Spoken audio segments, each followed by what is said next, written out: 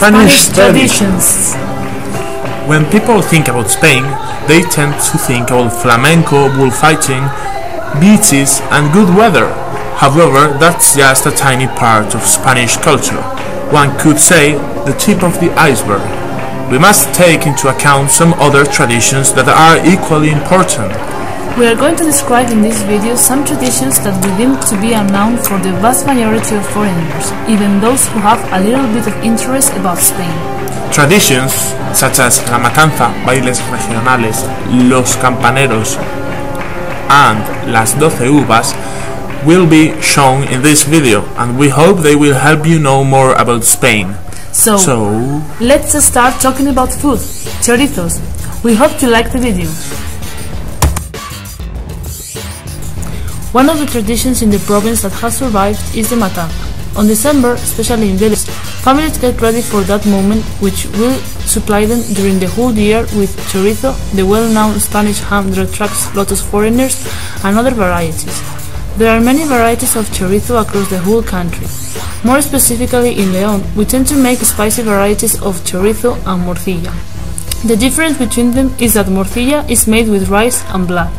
This last detail makes many foreigners avoid eating it because they find it disgusting, but in my opinion you should try it because it's delicious and it's present in many traditional Spanish dishes such as cocido. The matanza consists on killing a pig or two and then preparing all the delicious food that derives from it. It is said that several years ago it was the only source of food within a family. Not only the matanza consists on that, but also it means that all the family meets again and enjoy these moments. It is also considered a kind of celebration before Christmas. Unfortunately, nowadays, there are not so many families that keep on doing it, but it's a way of preserving our traditions. Even in cities, there have been some shows in order to let people explain what it consists on. You can see here how they are using the meat grinder. By using it, they fill the empty guts and they make a knot at the end. Then they hand the chorizos. There they will wait at least 3 weeks until the chorizos will be ready to be eaten, but you should wait a little bit longer. There's a smoked chorizo and the one that is made without smoke. It depends on the place where they do it that they choose a different technique. The ones that are made without the smoke technique have to wait longer until they get ready.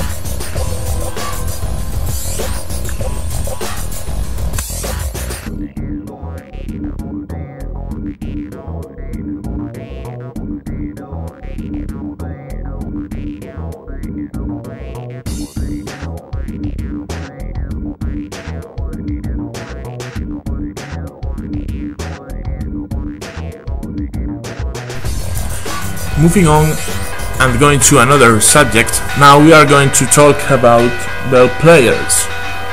Here you can see my friend Jorge Juan playing the bells at his village, Villavante. The reason he is taking part in the annual Bell Players exhibition. In his village, Villavante, one of the many small villages around León, hundreds of bell players come from every corner of Spain in order to demonstrate their bell playing skills. The competition is divided in several categories, such as toque de fiesta, repique de campanas, etc.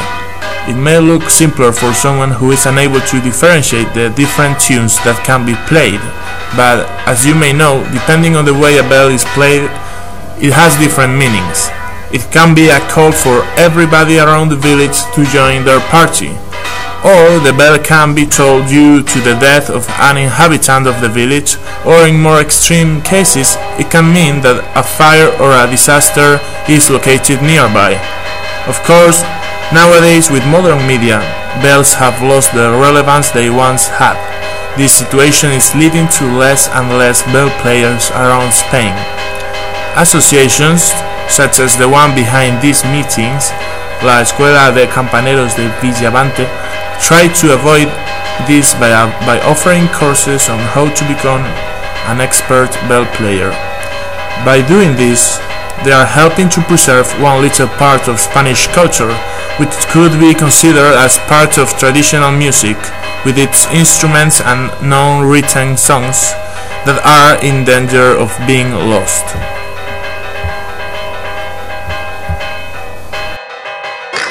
Let's talk about traditional dances now.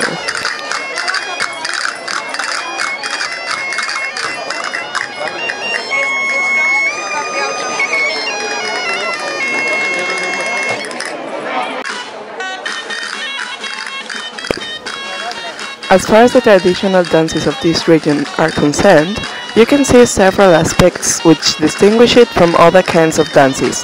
One of them is the clothes. You can see that the clothes used by these dancers are very warm garments, woolens in many cases. This is like this because of the cold weather we get here. They wear those clothes even in summer, when it isn't so cold, just because it's a representative feature of these groups. They usually dance in special events during the summer, like the annual festivals of every village, when it is typical to have traditional celebrations or folk activities.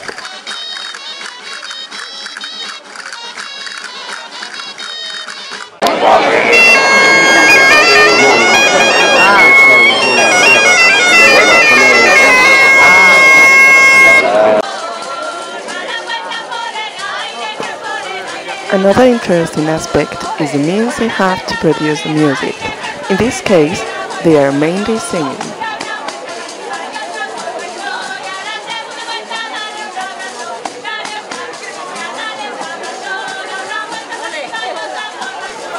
However, we can also hear the tambourines, which in Spanish are known as panderetas.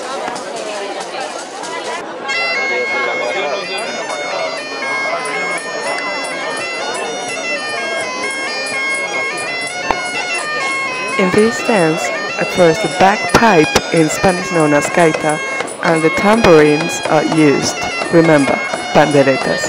A third instrument played by the dancers themselves is introduced at the end, the castanets, known as castañuelas, and it implies a change in the rhythm.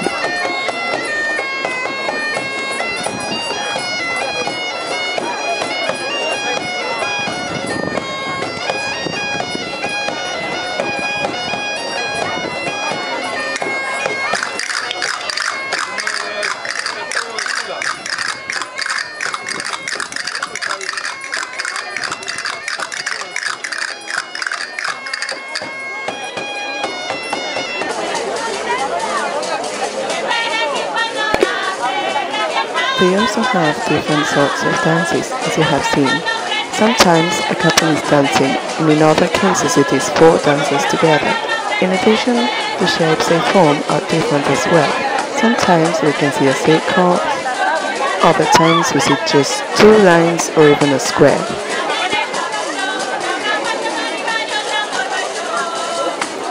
The audience really enjoys the dances. Some mothers even force their children to dance.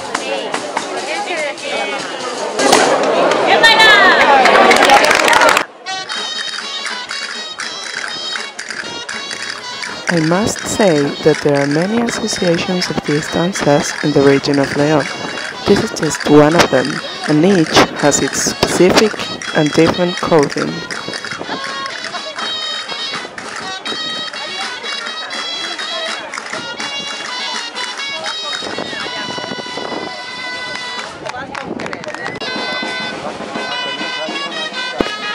Most of the dancers are from small villages and have been dancing most of their lives, and they are usually adults. In general, there aren't many children performing at these events. Las 12 uvas, that is to say, the 12 grapes. Many foreigners find it very weird when they discover that people in Spain eat 12 grapes in the midnight of New Year's Eve. That is because the tradition is exclusively Spanish, and therefore what looks so normal for us is shocking for them. One will hear 12 chimes of bells, which are the ones situated at clocks such as the ones you find at the town hall. The most famous is the one situated at Puerta del Sol, Madrid, which is broadcasted on almost every TV station in Spain. It consists on eating a grape at each of those chimes. After the last time, people just shout things like Feliz Año, happily, hug each other, etc. It is said that some people belonging to the aristocracy invented this custom in the 19th century, but it became really popular in 1909, after a year when the great weather created a huge excess of grapes across the whole country. Thus, the grape producers had to find a way to sell them, and using the not-so-known tradition back then, they managed to not only sell them all, but to popularize a tradition that has become deeply rooted into the Spaniards' minds.